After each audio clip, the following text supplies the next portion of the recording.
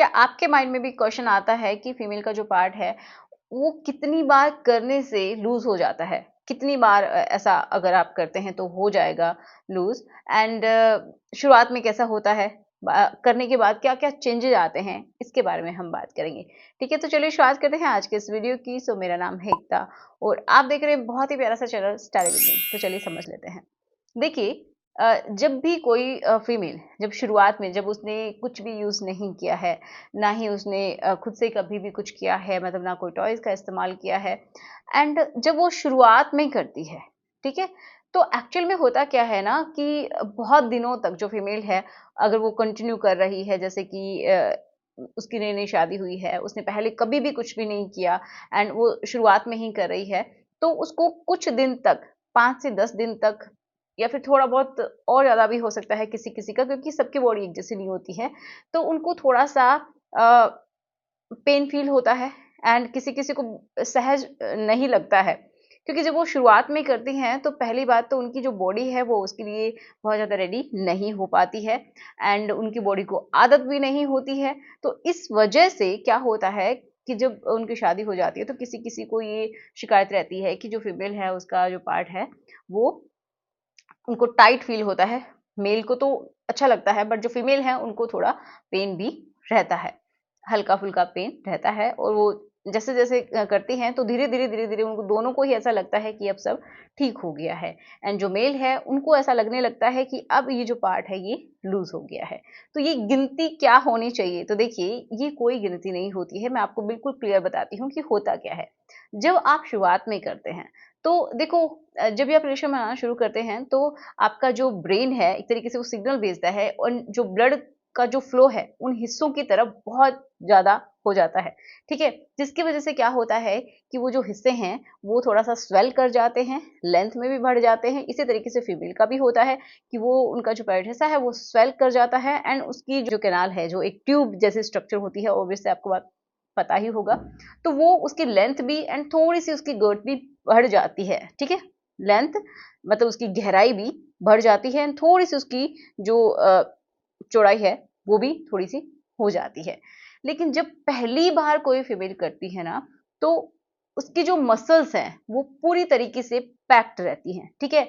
मान लीजिए ये आपका वो पार्ट है एंड ये जो मसल्स हैं, ये मान लीजिए मसल्स हैं, ये पूरी तरीके से ऐसे पैक्ड हैं। ऐसे रास्ता खुला है, तभी तो वहाँ से पीरियड्स आते हैं, ठीक है?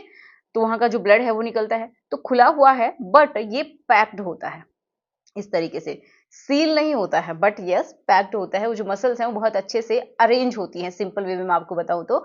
एंड जब वो करते हैं तो क्या होता है कि ब्लड फ्लो तो होता है, कभी-कभार थोड़ा बहुत लुब्रिकेशन भी होता है, बट उतना अच्छे से नहीं हो पाता है शुरुआत में, क्योंकि थोड़ी-सी घबराहट भी रहती है साथ में कि क्या होने वाला है। बॉडी को भी इतना नहीं मालूम है कि अब क्या होगा। कुछ लोग डरा भी देते हैं जिसकी वज़ह से भी ऐसा लगता है कि पता नहीं क्या ही हो जाएगा।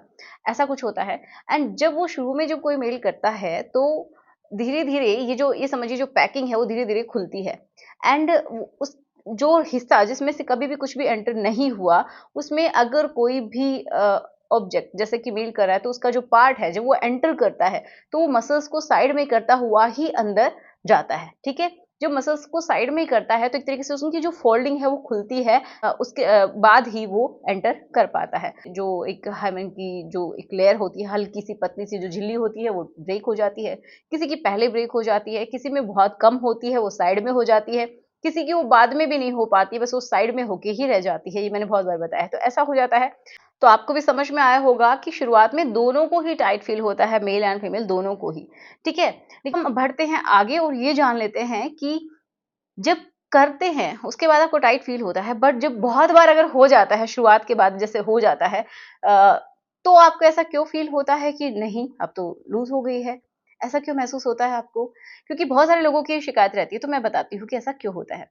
देखो, शुरुआत में जब आपने किया तो आपकी बॉडी भी उसके लिए जो फीमेल की बॉडी है उसके लिए नई थी और आपके पार्ट के लिए भी वो जो हिस्सा है जिसमें से आप एंटर करवा रहे हैं दोनों के लिए ही बिल्कुल न्यू है।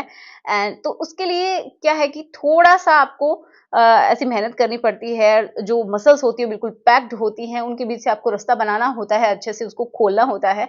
तो इस वजह से आपको शुरुआत में टाइट फ़ील होता है, लेकिन धीरे-धीरे वो लूज नहीं होता है, वो अपनी जगह पे सेट हो जाता है। जब आप बार बार ऐसा करते हैं, अगर आप हस्बैंड वाइफ है तो अगर आप बार बार ऐसे करते हैं तो वो जो मसल्स हैं उनके एक अरेंजमेंट हो जाती है, इस तरीके से हो जाती है कि उनको भी आदत हो जाती है कि किस तरीके से क्या काम होना है, उसके लिए कितनी जगह चाहिए। ठीक है, तो मसल्स भी अपने आप को थोड़ा सा अरेंज कर लेती हैं, आपकी बॉडी भी यूज टू हो जाती है दोनों की ही एक दूसरे के लिए, एंड बहुत अच्छा धीरे धीरे आप देखते हैं कि लुब्रिकेशन भी होने लगता है। जब ल्यूब अच्छा होता है तो आपको थोड़ा सा स्लिपरी महसूस होता है, जिससे कि एक काम आसानी से हो सके। और जब आप बाद में जब आप बिल्कुल एक्सपीरियंस हो जाते हैं तो उसके बाद क्या होता है ना कि आपकी जो बॉडी है वो भी अच्छे तरीके से रिस्पॉन्स कर पाती है, स्पेशली अगर हम बात करें फीमेल्स की, क्योंकि उनका जो लुब्रिकेशन अगर बहुत कम होता है तो उनको तो पेन भी होगा और ड्राइनेस की वजह से आपको लगेगा कि बहुत ज्यादा टाइट है, बट नहीं, घर्षण ज्यादा हो रहा है। इसका मतलब है फीमेल को पेन होगा लेकिन आपको शायद अच्छा लगे, लेकिन वो घर्षण है। ओके, तो जब जैसे-जैसे आप या तो आप लुब्रिकेशन का इस्तेमाल करिए या फिर जब नेचुरली जो फीमेल का जो ल्यूब है वो जो पास होता है तो उसके बाद वो आपको ऐसा लगता है कि अब तो लूज़ हो गई है, लेकिन नहीं, उसके ऊपर स्लिप होके आपको ऐसा फ़ील हो रहा है, घर्षण कम है जिसकी वज़ह से ऐसा फ़ील होता है। मसल्स का अरेंजमेंट अच्छे से हो गया है, आप दोनों की बॉडी एक-दूसरे को जानने लग गई है, तो आपको ऐसा लगता है। अदरवाइज़ ये अ, ए आप चाहे कितनी भी बार कर लीजिए, सिर्फ़ और सिर्फ़ करने मात्र से ये लूज़ नहीं हो सकती है, ये बिल्कुल सत्य है। क्यों? क्योंकि देखो, यहाँ की जो मसल्स हैं ना बहुत ज़्यादा स्ट्रेचेबल हैं, लूज़ नहीं होती है, वो स्ट्रेच हो सकती है, फिर से अपनी ही उसी पोज़ीशन में वो आ जाती हैं।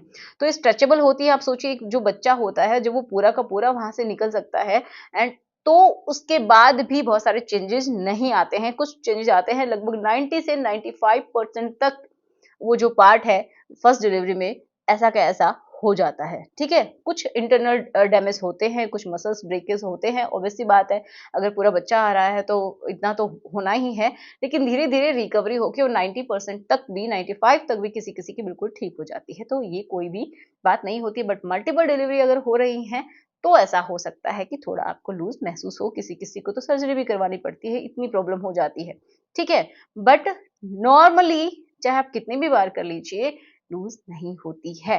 ओके? तो चलिए मिलते हैं नेक्स्ट वीडियो में। आशा करूँगी आपको समझ में आए होगी ये बातें, और जो भी डाउट थे वो सारे क्लियर हुए होंगे। तो चलिए मिलते हैं नेक्स्ट वीडियो में। Thanks for watching. Good bye.